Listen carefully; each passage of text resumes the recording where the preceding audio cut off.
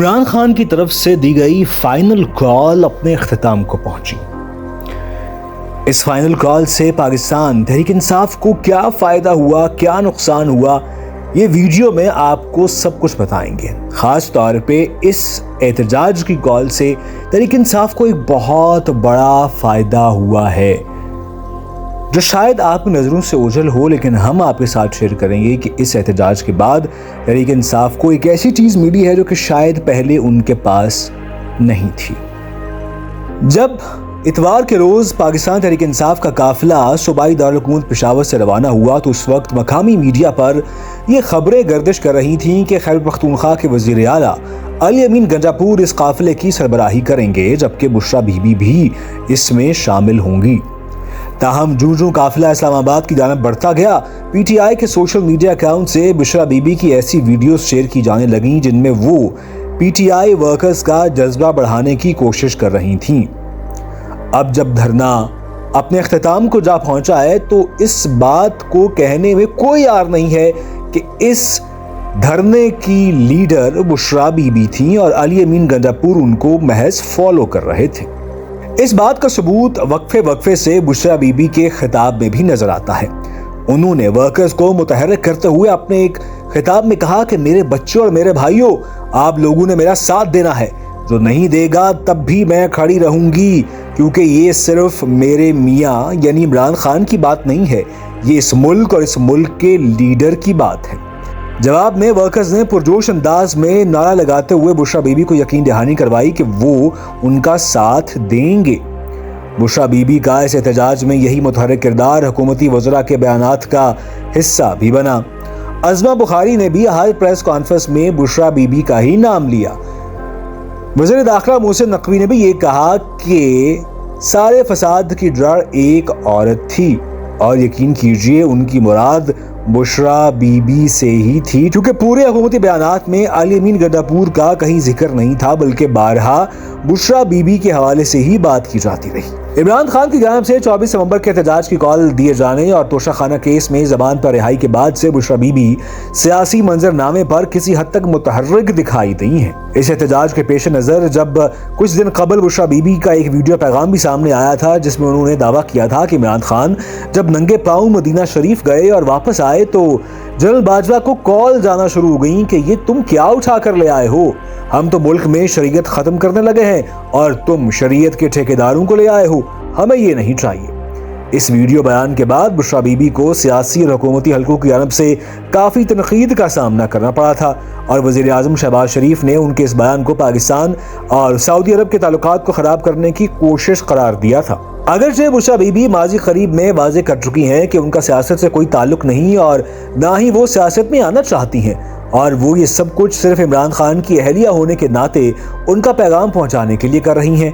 ताहम सियासी हलकों में पीटीआई के इस्लामाबाद मार्च में उनके मुतहर्रिक किरदार ने इस बहस को जन्म दिया है कि क्या ये उनकी सियासत में बाकायदा एंट्री है या वो वर्कर्स को मुतहर्रिक करने के लिए इमरान खान की कमी को पूरा कर रही हैं। लोगों का ख्याल है कि पीटीआई के लिए ये गैर मामूली हालात हैं और उनके लीडर इमरान खान 1 साल से ज़ायद अरसे से जेल में बंद हैं। ऐसे में अलीमा खान हो,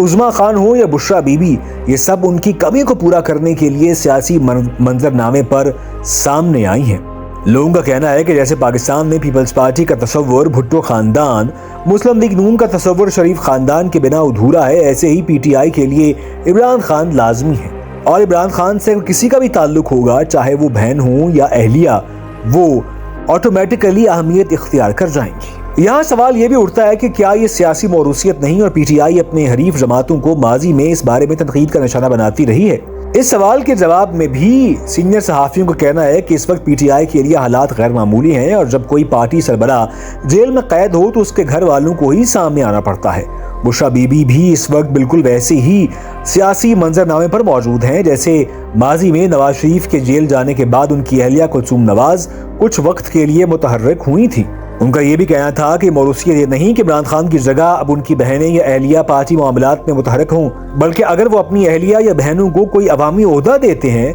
या किसी सरकारी ओहदे पर तैनात करते हैं तो ये मौरूसियत होती है। लोग सवाल उठाते हैं कि मरूसी सियासत वो है जैसे बिलावल भुट्टो बिना किसी सियासी एक्सपीरियंस के वज़ीर ख़ारजा बन गए थे, या मरियम नवाज शरीफ महज नवाज शरीफ की बेटी होने के नाते वज़ीर आला पंजाब हैं। ये अवामी ओहदे हैं जहां इन लोगों को एक दिन का भी तजुर्बा नहीं। क्या पीपल्स पार्टी में कोई ऐसा नहीं था जो वज़ीर ख़ारजा बन सकता, या मुस्लिम लीग नून में कोई ऐसा नहीं जो वज़ीर आला बन सकता। तहम दूसरी जानिब कुछ सहाफ़ियों का यह भी कहना है कि बुशरा बीबी और उनके ख़ानदान को जानते हुए वो समझते हैं कि PTI के इस्लामाबाद मार्च में उनका किरदार इस बात को वाज़े करता है कि वो माजी की तरह मुस्तकबिल में भी पार्टी और मुल्क की सियासत में अपना किरदार अदा करती रहेंगी। बुशरा बीबी एक पुरज़्म और पुरजोश शख्सियत की हामिल हैं और ये PTI मार्च उनकी सियासत में एंट्री के तौर पर देखा जा सकता है। माजी में भी वो पसे पर्दा रहकर सियासी मामलात में किरदार और फैसला साजी करती रही हैं और इसकी सबसे बड़ी मिसाल उस्मान बुज़दार का वज़ीर आला पंजाब बनना था। अगर इमरान खान पर कायम मुकदमात का जायजा लिया जाए तो 190 मिलियन पाउंड हो या तोशा खाना, बुशरा बीबी इन मुकदमात में फरीक हैं। लोग ये भी कहते हैं कि मौजूदा हालात का जायजा लिया जाए तो उनकी जबान पर रिहाई भी पुरसरार है और ये एक खास मकसद के तहत लगती है ताकि वो इमरान खान की गैर मौजूदगी में अपना सियासी किरदार खुलकर अदा कर सके। और फिर ये भी सवाल उठता है कि जब तहरीक इंसाफ के वर्कर्स पर 26 मई की रात को ऑपरेशन किया गया तो बुशरा बीबी को सेफ पैसेज दिया गया, तो क्या ये कहा जा सकता है कि बुशरा बीबी अब इमरान खान की कमी पूरा करेंगी और उनको एस्टेब्लिशमेंट की मुकम्मल हिमायत हासिल होगी? इसका फैसला तो वक्त ही करेगा, लेकिन इस एहतजाज की कॉल ने पाकिस्तान तहरीक इंसाफ को कुछ और दिया हो या ना दिया हो, बुशरा बीबी की सूरत में एक नई लीडर जरूर दी है जो वक्त आने पर इमरान खान की कमी पूरी करती दिखाई देती है।